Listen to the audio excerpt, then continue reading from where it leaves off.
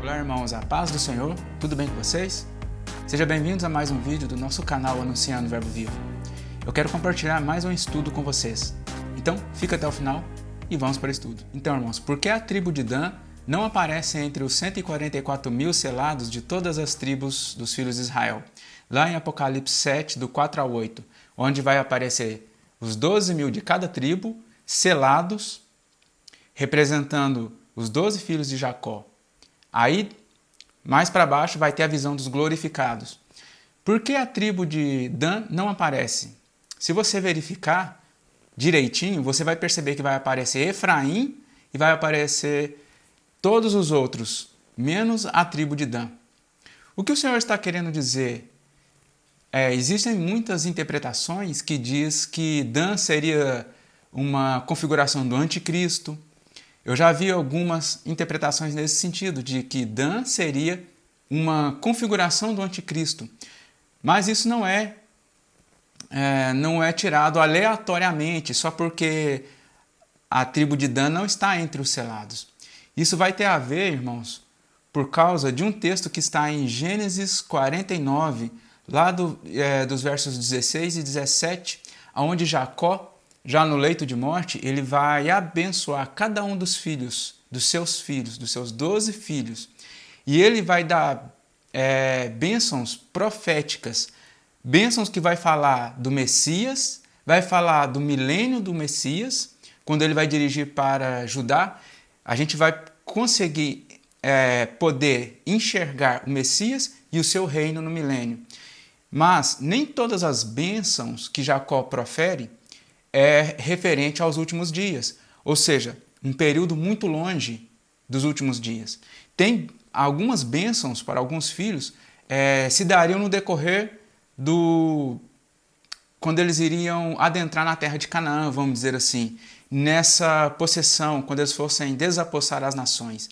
Então, aconteceria algumas dessas bênçãos, que é até difícil de entender mais ou menos em qual tempo que elas iriam acontecer. Esse tipo de bênção que ele vai proferir, que Jacó vai proferir para Dan, ela vai ser um pouquinho misteriosa, porque vai dizer que Dan é uma serpente, uma víbora no caminho, que vai morder o calcanhar do cavalo e fazendo o cavaleiro cair. Se a gente for pensa para você ver, você vai entender que ele está agindo como uma serpente astuta, que pega por trás, que fica de espreita, que ele vai ficar de espreita e vai abocanhar o calcanhar. Ou seja, ele vai vir de surpresa, semelhante a uma serpente mesmo, uma víbora. Então, irmão, será que Dan realmente seria essa serpente no caminho? Igual o texto diz? Seria essa serpente que vai morder o calcanhar do cavalo e fazer derrubar o cavaleiro? Será que o texto vai dizer que ele é um inimigo? Então vamos ler Gênesis 49, 16 e 17 então. Diz assim: Dan julgará o seu povo como uma das tribos de Israel. Então percebam que Dan julgará seu povo como uma das tribos de Israel. E se nós for olharmos aqui, se nós formos a palavra Dan, significa um juiz. Dan significa um juiz. Aqui, um juiz. A palavra Dan, o nome Dan, significa um juiz. Correto? Filho de Jacó. Então, olha para você ver o trocadilho da palavra. Isso aqui é Jacó abençoando Dan. Ele fez chegar a cada um dos filhos e está abençoando, fazendo as bênçãos proféticas. E a palavra julgará é din. Din. Aqui, din ou dun. Que é agir como um juiz. Julgar, contender, pleitear. Julgar. Entendeu? Então, Dan julgará o seu povo como uma das tribos de Israel. Sim, durante todo o período, em cada filho de Jacó foi estabelecido em cada porção da sua herança os cabeças, os príncipes, e eles julgariam o povo, sim, como uma das tribos de Israel, com certeza. Mas isso não é só aparentemente o que está sendo dizendo. Nós vamos ver e entender realmente para qual período. Então vamos ao verso 17. Dan será serpente junto ao caminho, uma víbora junto à vereda que morde os talões do cavalo, ou seja, os calcanhar, e faz cair o seu cavaleiro por detrás. Então está dando a entender que Dan é mau. Mas olha, Dan julgará o seu povo como uma das tribos de Israel.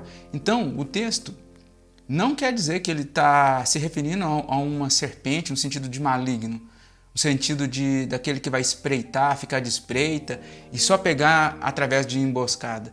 Não. O Senhor ele não está por meio de Jacó aqui, inspirando Jacó, ele não está falando que Dan vai ser uma serpente no sentido do diabo, o enganador, o sedutor de todo mundo. Não é esse sentido. E por isso que nós não podemos ir em Apocalipse e quando a gente não acha a palavra, o nome Dan, lá no selado, a gente não pode deduzir que seria parte de um reino do anticristo, ou o anticristo está vindo da tribo de Dan. Isso não pode ser usado apenas olhando para esse lado. Tem vários contextos. Nós vamos chegar nos contextos já. Eu quero mostrar para vocês que essa bênção, a gente pode achar essa bênção se cumprindo. Sim, a gente pode achar essa bênção se cumprindo, sim. Porque ela não é para tempos muito distantes, para os últimos dias, igual eu falei. Não totalmente.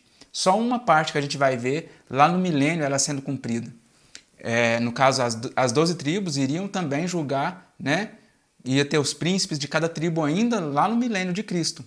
Mas isso, lá em Ezequiel 40, isso é uma outra história, do 40 ao 48. Eu quero mostrar para vocês que quando os filhos de Israel chegaram lá no Monte Sinai, depois de Moisés e Arão ter tirado o povo lá do Egito, eles rejeitaram a voz do Senhor, eles contenderam, murmuraram 10 vezes, o Senhor contou 10 vezes, e isso fala dos 10 mandamentos, eles murmuraram e contenderam contra Deus, eles poram Deus à prova, o Senhor à prova, 10 vezes. Aí, o que acontece? Eles rejeitaram a voz do Senhor e a lei dele veio parar em tábuas de pedra. A lei que o Senhor mesmo falou com a sua própria boca, lá no Sinai, eles rejeitaram. Mas, depois deste período, o Senhor mandou eles começar a marchar, a peregrinar pelo deserto. E nós vamos ver a ordem dos arraiais, porque sim, era para se fazer semelhante, o exército, as tropas, é como se fosse um exército. Aí tinha a ordem dos arraiais, ou seja, se eram 12 tribos, esses arraiais eram repartidos em quatro estandartes. Veja bem, 4 estandartes. A gente vai ver isso em Números 2, do 1 ao 31. Em Números 2, do 1 ao 31, vai aparecer a ordem dos arraiais que eles deviam partir. E o que acontece? Olha como é que vocês vão entender o que eu quero dizer para vocês. Foi repartido quatro pontos cardeais: Oriente, Sul, Ocidente e Norte. Então o que acontece? Em cada lugar desse, Moisés estabeleceu um príncipe de cada tribo. Ou seja, o arraial, as tropas de Judá, onde ficaria o estandarte do arraial de Judá, era para o Oriente. Ou seja, eles sairiam primeiro para o nascente do sol. Eles sairiam primeiro. Então, era Judá, Issacar e Zebulon. Eram essas 3 tribos e Judá tinha o estandarte. O estandarte do sul ficava com Ruben, Simeão e Gade. Sul, Primeiro Oriente, estandarte de Judá, aí vem o estandarte de Ruben, no lado sul.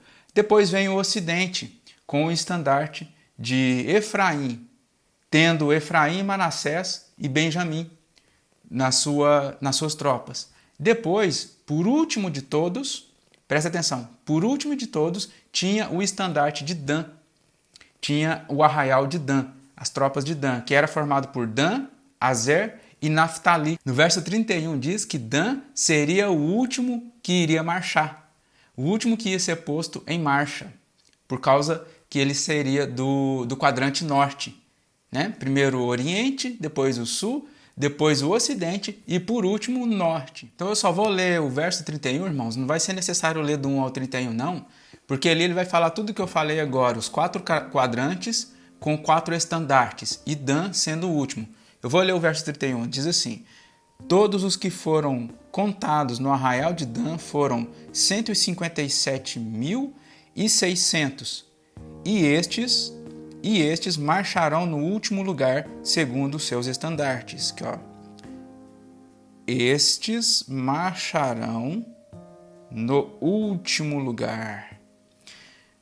Então, vocês já estão entendendo o que eu quis dizer? Que não é só para tempos dos últimos dias, mas essa bênção que nós vimos, onde está se tratando de Dan sendo uma serpente junto ao caminho, uma víbora que vai morder os talões do cavalo e fazer derrubar o cavaleiro. O que acontece? Quando a gente vê que um estandarte está sendo o último, irmãos, o que acontece com quem vai na retaguarda? Ele faz a guarda de todos os outros que estão indo na frente, não é verdade? Se Dan está indo por último aqui, Dan está cobrindo todos os outros. Ele está cobrindo as costas de todos os outros. Ou seja, ele é aquele que vai ficar na proteção, na retaguarda mesmo. E isso, se a gente entregar para uma pessoa, vamos supor, para alguém do exército, que é acostumado com tropas, se a gente entregar para uma pessoa e mostrar isso para ela, ela vai entender. Ela vai entender que isso está falando daquele que fica na retaguarda, entendeu? Então, em Números 10, 25, vai nos completar o que eu havia dito. Diz assim: então partiu o estandarte do arraial dos filhos de Dan, formando a retaguarda de todos os arraiais. Formando a retaguarda de todos os arraiais. Aqui, ó. Formando a retaguarda. Formando a retaguarda de todos os arraiais. Os filhos de Dan.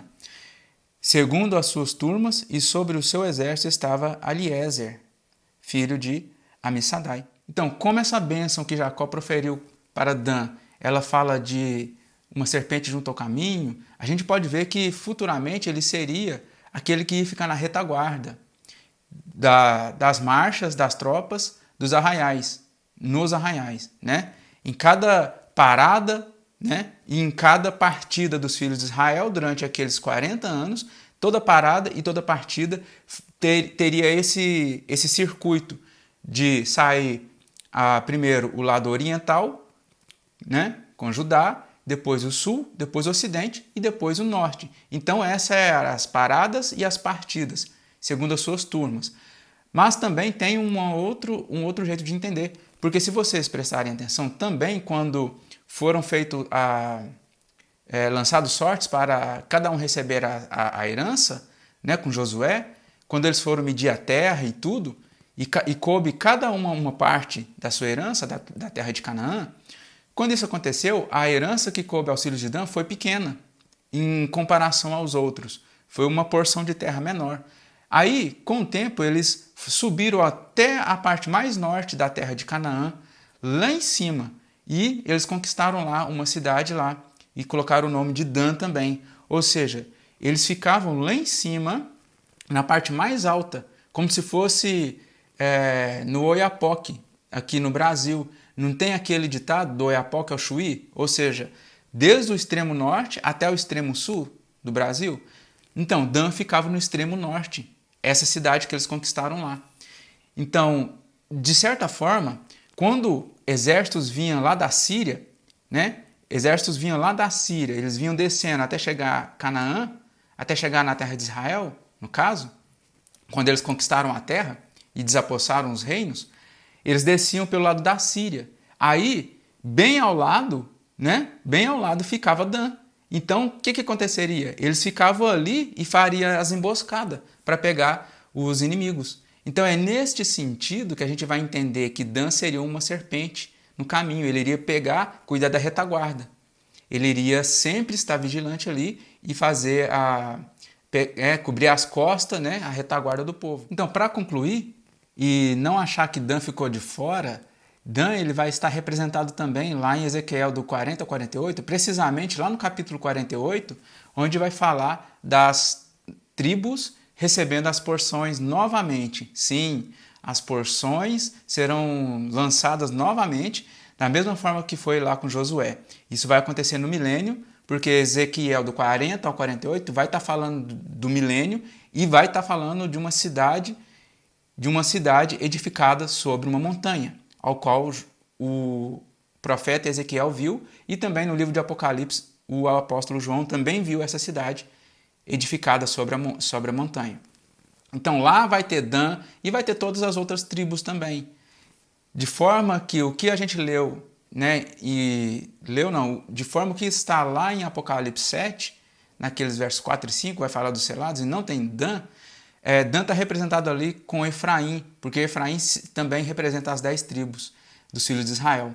Então aqui é um mistério, mas a gente viu esse mistério, não tem nada demais, porque Dan, Deus não cortou Dan da descendência de Jacó.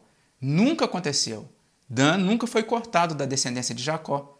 Ele foi rejeitado juntamente com as 10 tribos. Depois, Deus está juntando agora no presente tempo. Começou lá com os apóstolos, com o Senhor Jesus unindo os dois povos, os de longe e os de perto, ao qual os de longe era a casa de Israel, os de perto os judeus, Judá, que ficou ainda lá na terra de Israel, e depois, com Cristo, ele unindo esses dois povos. E assim forma o Israel de Deus. Tá bom? Então, nada de mistério. É só a gente meditar mais um pouquinho e entender o que o texto está querendo dizer. Então, eu agradeço por vocês terem permanecido até o final e espero que vocês possam se inscrever no nosso canal, caso não sejam inscritos. Também possam compartilhar, é muito importante compartilhar nas redes sociais estes vídeos. Então, até o próximo estudo e Shalom!